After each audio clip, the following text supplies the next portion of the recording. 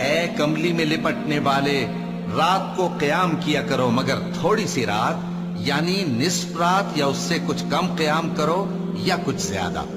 اور قرآن کو اچھی طرح ٹھہر ٹھہر کر پڑھا کرو۔ ہم ان قریب تم پر ایک بھاری فرمان نازل کریں گے، کچھ شک نہیں کہ رات کا اٹھنا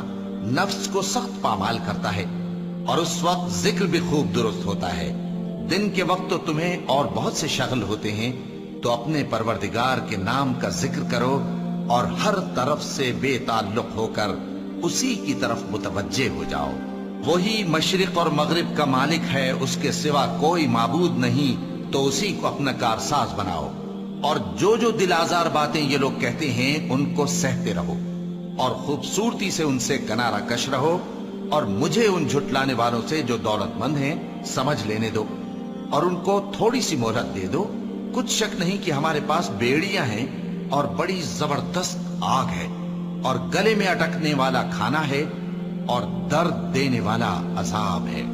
جس دن زمین اور پہاڑ کانپنے لگیں اور پہاڑ ایسے بھربھرے ہو جائیں گے جیسے ریت کے ٹیلے، اے اہل مکہ، جس طرح ہم نے فرعون کے پاس موسیٰ کو پیغمبر بنا کر بھیجا تھا، اسی طرح تمہارے پاس بھی محمد صلی اللہ علیہ وآلہ وسلم ایک رسول بھیجے ہیں جو تمہارے مقابلے میں گواہ ہوں گے۔ سو فرعون نے ہمارے پیغمبر کا کہا نہ مانا، تو ہم نے اس کو بڑے دردناک انداز سے پکڑ لیا۔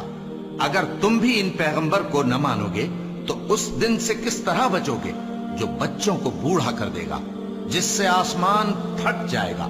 یہ اس کا وعدہ پورا ہو کر رہے گا۔ یہ قرآن تو نصیحت ہے، سو جو چاہے اپنے پروردگار تک پہنچنے کا راستہ اختیار کر لے۔ تمہارا پروردگار خوب جانتا ہے کہ تم اور تمہارے ساتھ کے لوگ کبھی 2/3 رات کے قریب اور کبھی آدھی رات اور کبھی تہائی رات قیام کیا کرتے ہو، اور اللہ رات اور دن کا اندازہ رکھتا ہے۔ اس نے معلوم کیا کہ تم اس کو نبھا نہ سکو گے، تو اس نے تم پر مہربانی کی، پس جتنا آسانی سے ہو سکے اتنا قرآن پڑھ لیا کرو۔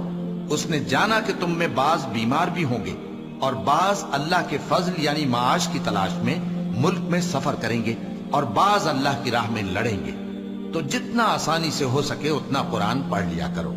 اور نماز قائم کرتے رہو، اور زکوٰۃ ادا کرتے رہو، اور اللہ کو نیک نیتی سے قرض دیتے رہو، اور جو عمل نیک تم اپنے لیے آگے بھیجو گے اس کو اللہ کے ہاں بہتر اور صلے میں بہت عظیم پاؤ گے، اور اللہ سے بخشش مانگتے رہو، بے شک اللہ بخشنے والا ہے، مہربان ہے۔